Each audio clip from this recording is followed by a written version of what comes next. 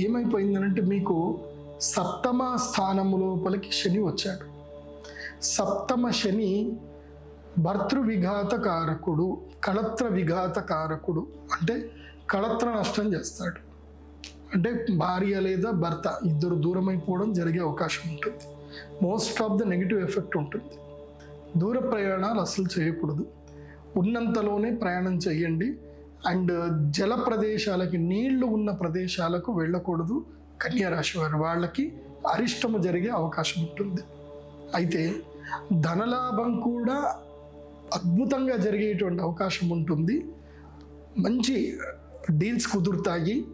Financial deals అయితే బాగా కుదురుతాయి. ఎక్కువగా ఈ టైంలో ఏం చేయండి అంటే పరిచయాలు ఎక్కువగా పెంచుకునే ప్రయత్నం చేయండి.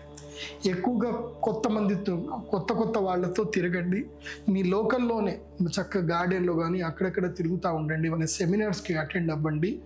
దీనివల్ల మీకు మంచి లాభాలు కలుగుతాయి. ముఖ్యంగా సేల్స్, మార్కెటింగ్ రంగంలో ఉండేటువంటి వాళ్లకు లాభాలు కలిగే అవకాశం ఉంటుంది. ముఖ్యంగా విదేశాలకు ఎవరైతే వెళ్ళాలనుకునేటువంటి వాళ్ళకు ఉంటుందో కన్యా రాశి వాళ్ళకి, దూర ప్రయాణాలకు వెళ్ళేటువంటి వాళ్లకు, అదేవిధంగా గృహత్యాగం చేసి ఇల్లు మార్చి కొత్త ప్లేస్లోకి ఎక్కడైనా వెళ్ళి సెటిల్ అవుదాం అనుకునే వాళ్ళకి, ఆ కన్యా రాశి వాళ్ళు ఎవరైనా ఇట్లా ఆలోచిస్తే వాళ్ళకి మాత్రం బాగుంటుంది. వ్యాపారంలో లాభాలు అయితే వస్తాయి, కానీ ఉద్యోగంలో మాత్రం స్థాన మార్పులు జరిగే అవకాశం ఉంటుంది.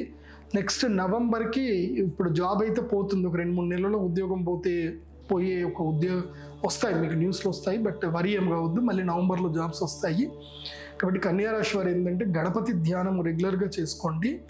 ముఖ్యంగా ప్రధానంగా ఏంటంటే మీరు ధరించవలసినటువంటి మాల గురుగ్రహ అనుగ్రహ మాలను ధరించండి. ఎల్లో కలర్లో ఉంటుంది. గురుగ్రహ అనుగ్రహ మాలను ధరించండి. అలాగే శ్రీ మహాలక్ష్మీదేవికి సంబంధించి నేను ఒక వీడియో చెప్పాను, లక్ష్మీ సాధన ఎలా చేయాలని చెప్పి. సో ఆ లక్ష్మీ సాధన ప్యాకేజ్ తీసుకొని లక్ష్మీ సాధన చేయండి. నవంబర్ నుంచి మీ లైఫ్ టర్న్ అయిపోతుంది చూడండి. సో మీకు దాదాపుగా 18 నెలల పాటు రాజయోగం నవంబర్ నుంచి స్టార్ట్ అవ్వబోతుంది. మరి అది మిస్ చేసుకోవద్దు అని అంటే ధనత్రయోదశికి అక్టోబర్ 18కి మీరు అటెండ్ అయ్యే ప్రయత్నం చేయండి.